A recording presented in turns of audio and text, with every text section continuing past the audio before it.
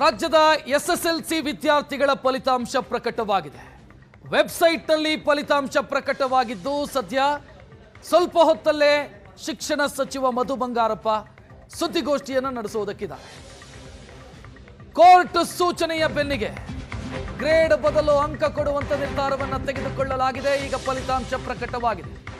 ವೆಬ್ಸೈಟ್ಗಳಲ್ಲಿ ಫಲಿತಾಂಶ ಪ್ರಕಟ ಆಗಿದೆ. ಗಮನಿಸ್ತಾ ಇದ್ದೀರಿ, ವಿದ್ಯಾರ್ಥಿಗಳು ಫಲಿತಾಂಶ ನೋಡೋದಕ್ಕೆ ಯಾವ ವೆಬ್ಸೈಟ್ ಅನ್ನು ಬಳಸಬಹುದು ಅನ್ನುವಂಥ ಡೀಟೇಲ್ ಕೂಡ ಗಮನಿಸ್ತಾ ಇದೆ. ಈಗಾಗಲೇ ಫಲಿತಾಂಶ ಪ್ರಕಟವಾಗಿದೆ. ವಿದ್ಯಾರ್ಥಿಗಳ ಪೋಷಕರ ಮೊಬೈಲ್ ಸಂಖ್ಯೆಗೂ ಕೂಡ SMS ಮುಖಾಂತರ ಫಲಿತಾಂಶವನ್ನು ಕಳಿಸಲಾಗುತ್ತೆ. ಅದರ ಜೊತೆಗೆ ಅಂಕಪಟ್ಟಿಯನ್ನ ಕೂಡ ಡೌನ್ಲೋಡ್ ಮಾಡಿಕೊಳ್ಳೋದಕ್ಕೆ ಡಿಜಿ ಲಾಕರ್ನಲ್ಲಿ ಕೇಂದ್ರ ಸರ್ಕಾರದ ಅಪ್ಲಿಕೇಶನ್ ಏನಿದೆ ಡಿಜಿ ಲಾಕರ್, ಅದರಲ್ಲೂ ಅವಕಾಶ ಇದೆ. ಸ್ವಲ್ಪ ಹೊತ್ತಲ್ಲೇ ಸುದ್ದಿಗೋಷ್ಠಿಯನ್ನ ಸಚಿವ ನಡೆಸೋದಕ್ಕಿದ್ದಾರೆ. ಸುಮಾರು 8.65 ಲಕ್ಷ ವಿದ್ಯಾರ್ಥಿಗಳು ಎಕ್ಸಾಮ್ ಬರೆದಿದ್ದಾರೆ. ಫಲಿತಾಂಶ ಪ್ರಕಟವಾಗ್ತಿದೆ.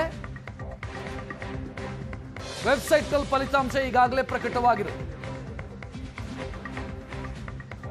ನಾಳೆ ಅಂತ ಲೆಕ್ಕಾಚಾರವನ್ನು ಹಾಕೊಂಡಿತ್ತು ಸರ್ಕಾರ ಫಲಿತಾಂಶಕ್ಕೆ. ಆದರೆ ಒಂದು ದಿನ ಮುಂಚಿತವಾಗಿ ಈಗ ಫಲಿತಾಂಶ ಪ್ರಕಟವಾಗಿರು. ಕೋರ್ಟ್ ಸೂಚನೆ, ಕೋರ್ಟ್ನ ಸ್ಪಷ್ಟ ನಿರ್ದೇಶನದ ಕಾರಣಕ್ಕಾಗಿ ಸರ್ಕಾರ ಏನು ಬಯಸಿತ್ತು, ತೃತೀಯ ಭಾಷೆಗೆ ಅಂಕ ಅಲ್ಲ ಗ್ರೇಡ್ ಕೊಡಬೇಕು ಅಂತ ಬಯಸಿತ್ತು. ಆದರೆ ಅದಕ್ಕೆ ಹಿನ್ನಡೆಯಾಯಿತು ಕೋರ್ಟ್ನಲ್ಲಿ. ಕೋರ್ಟ್ ಸ್ಪಷ್ಟ ಮಾತುಗಳಲ್ಲಿ, ಹೈಕೋರ್ಟ್ ಸ್ಪಷ್ಟ ಮಾತುಗಳಲ್ಲಿ ಹೇಳಿತ್ತು ಅಂಕವನ್ನೇ ಕೊಡಬೇಕು ತೃತೀಯ ಭಾಷೆಗೆ.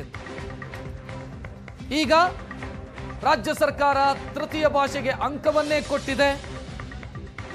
ವೆಬ್ಸೈಟ್ಗಳಲ್ಲಿ ಫಲಿತಾಂಶ ಪ್ರಕಟವಾಗಿರೋದನ್ನು ಗಮನಿಸ್ತಾ ಇದ್ದೀವಿ. 8,65,000 ವಿದ್ಯಾರ್ಥಿಗಳು ಈ ಬಾರಿ SSLC ಪರೀಕ್ಷೆಯನ್ನು ಬರೆದಿದ್ದಾರೆ. ಬಾಲಕರೆಷ್ಟು, ಬಾಲಕಿಯರೆಷ್ಟು ಡೀಟೇಲ್ ನಿಮ್ಮ ಟಿವಿ ಸ್ಕ್ರೀನ್ ಮೇಲೆ ನೋಡ್ತಾ ಇದ್ದೀವಿ. ಸ್ವಲ್ಪ ಹೊತ್ತಲ್ಲೇ ಮಧು ಬಂಗಾರಪ್ಪ ಪ್ರೆಸ್ ಮೀಟ್ ಮಾಡ್ತಾರೆ.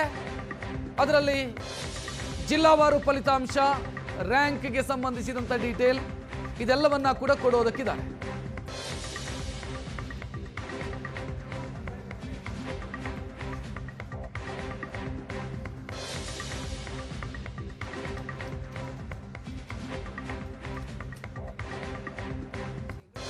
ವೆಬ್ಸೈಟ್ಗಳಲ್ಲಿ ಸದ್ಯ ಫಲಿತಾಂಶ ಪ್ರಕಟವಾಗಿದೆ.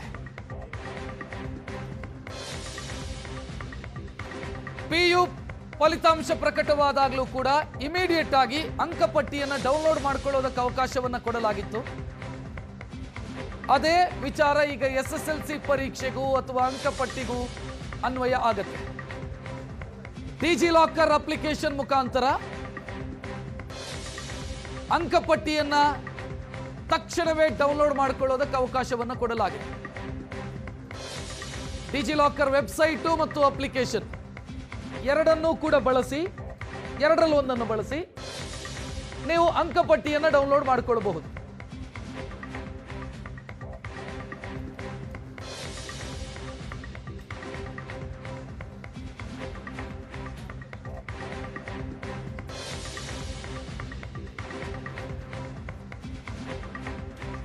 ಕಳೆದ ಬಾರಿಗಿಂತ ಈ ಬಾರಿ ಫಲಿತಾಂಶದ ಪ್ರಮಾಣ ಜಾಸ್ತಿ ಆಗುತ್ತೆ, ಶೇಕಡವಾರು ಪ್ರಮಾಣ ಜಾಸ್ತಿ ಆಗುತ್ತೆ ಅನ್ನುವಂಥ ನಿರೀಕ್ಷೆಯಲ್ಲಿ ಶಿಕ್ಷಣ ಇಲಾಖೆ ಇದೆ.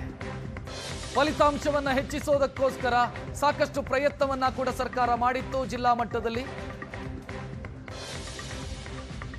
ಆ ಪ್ರಯತ್ನಕ್ಕೆ ಏನು ಫಲ ಸಿಕ್ಕಿದೆ ಅನ್ನೋದು ಸ್ವಲ್ಪ ಹೊತ್ತಲ್ಲೇ ಗೊತ್ತಾಗುತ್ತೆ.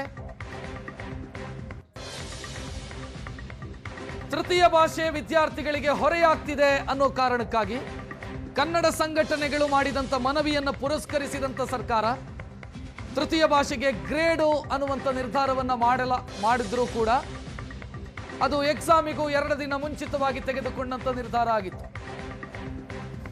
ನಿರೀಕ್ಷೆಯಂತೆ ಅದು ಕೋರ್ಟಿಗೆ ಹೋಯಿತು. ಕೋರ್ಟ್ ಸರ್ಕಾರದ ಪ್ರಯತ್ನಕ್ಕೆ ಬೆಂಬಲವನ್ನು ಕೊಡಲಿಲ್ಲ. ಬದಲಾಗಿ ಕೋರ್ಟ್ ಸ್ಪಷ್ಟ ಮಾತುಗಳಲ್ಲಿ ಹೇಳಿತು, ನೀವು ನಿರ್ಧಾರ ತೆಗೆದುಕೊಳ್ಳೋದಿದ್ರೆ ಮೊದಲೇ ತೆಗೆದುಕೊಳ್ಳಬೇಕಿತ್ತು. ಎಕ್ಸಾಮ್ ಅನ್ನ 2 ದಿನದಲ್ಲಿ ಇಟ್ಕೊಂಡು ಹೇಗೆ ನಿರ್ಧಾರ ತೆಗೆದುಕೊಂಡ್ರಿ, ಅಂಕವನ್ನೇ ಕೊಡಿ ಅನ್ನೋ ಸ್ಪಷ್ಟ ಸೂಚನೆಯನ್ನ ಕೊಡ್ತು. ಇದರ ಪರಿಣಾಮ ಇವತ್ತಿನ ಫಲಿತಾಂಶ ಕಳೆದ ಬಾರಿಯಂತೆ ತೃತೀಯ ಭಾಷೆ ಅಂಕವನ್ನೇ ಕೊಡಲಾಗಿದೆ. ತೃತೀಯ ಭಾಷೆಗೆ ಅಂಕವನ್ನೇ ಕೊಡಲಾಗಿದೆ.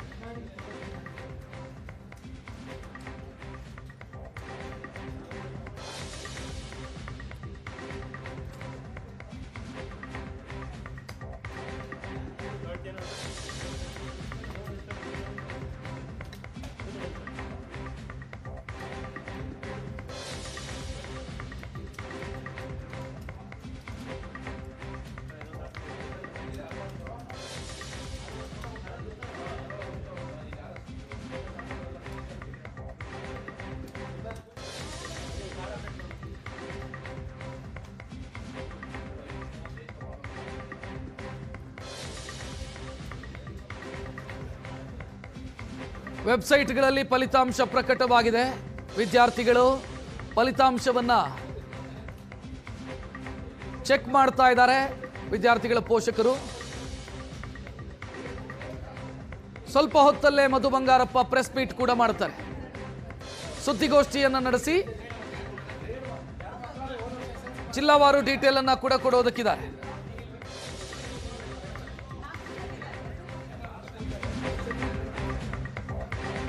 ಇನ್ನು ಹಿಂದಿ ಭಾಷೆಗೆ ಅಥವಾ ತೃತೀಯ ಭಾಷೆಗೆ ಗ್ರೇಡ್ ಕೊಡಬೇಕು ಅಂತ ಸರ್ಕಾರ ಬಯಸಿತ್ತು, ಆದರೆ ಅವಕಾಶ ಸಿಗಲಿಲ್ಲ ಅಂತ ಆಗಲೇ ಹೇಳಿದೆ ನಾನು.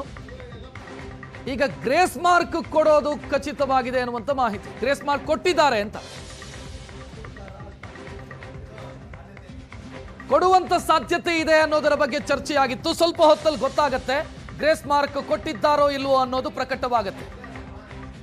ಯಾಕಂತಂದ್ರೆ ಸರ್ಕಾರ ಮಾಡಿದಂತ ಎಡವಟ್ಟಿಗೆ ವಿದ್ಯಾರ್ಥಿಗಳು ಬಲಿಯಾಗುವಂತ ಸ್ಥಿತಿ ನಿರ್ಮಾಣ ಆಗಿತ್ತು. ಸರ್ಕಾರ ಹೇಳ್ತು ಗ್ರೇಡ್ ಕೊಡ್ತೀವಿ ಅಂತ ಎಕ್ಸಾಮಿಗೆ 2 ದಿನ ಮುಂಚಿತವಾಗಿ, ಆದ್ರೆ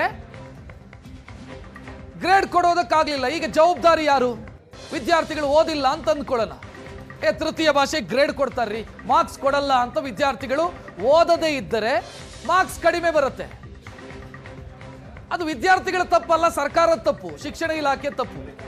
ಸೊ ಗ್ರೇಸ್ ಮಾರ್ಕು, ಆ ತಪ್ಪಿಗೆ ಗ್ರೇಸ್ ಮಾರ್ಕ್ ಅನ್ನು ಸರ್ಕಾರ ಅಥವಾ ಶಿಕ್ಷಣ ಇಲಾಖೆ ಕೊಡಬೇಕು. ಅದನ್ನ ಕೊಟ್ಟಿದ್ಯಾ ಅನ್ನೋದು ಸ್ವಲ್ಪ ಹೊತ್ತಲ್ಲಿ ಗೊತ್ತಾಗುತ್ತೆ.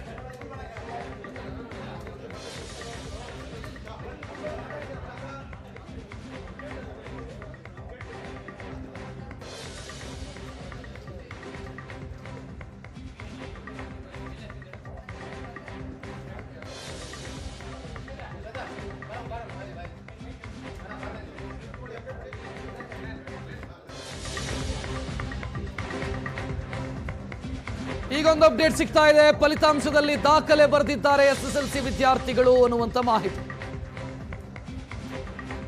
ಇತಿಹಾಸದಲ್ಲೇ ಮೊದಲ ಬಾರಿ 90% ಫಲಿತಾಂಶ ದಾಖಲಾಗಿದೆ ಅನ್ನೋ ಮಾಹಿತಿ ಈಗ ಸಿಗ್ತಾ ಇರೋದು.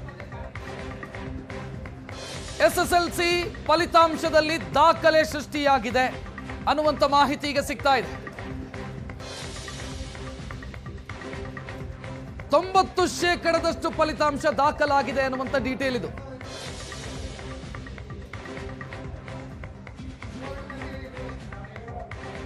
ಫಲಿತಾಂಶದಲ್ಲಿ ದಾಖಲೆ ಬರೆದಿದ್ದಾರೆ ವಿದ್ಯಾರ್ಥಿಗಳು. 90% ಫಲಿತಾಂಶ ಅನ್ನೋದು ಈಗ ಸಿಗ್ತಾ ಇರುವಂತ ಮಾಹಿತಿ. 100 ವಿದ್ಯಾರ್ಥಿಗಳು ಪರೀಕ್ಷೆ ಬರೆದಿದ್ರೆ ಅದರಲ್ಲಿ 90 ಜನ ಪಾಸ್ ಆಗಿದ್ದಾರೆ ಅಂತ 90% ಫಲಿತಾಂಶ ದಾಖಲಾಗಿದೆ.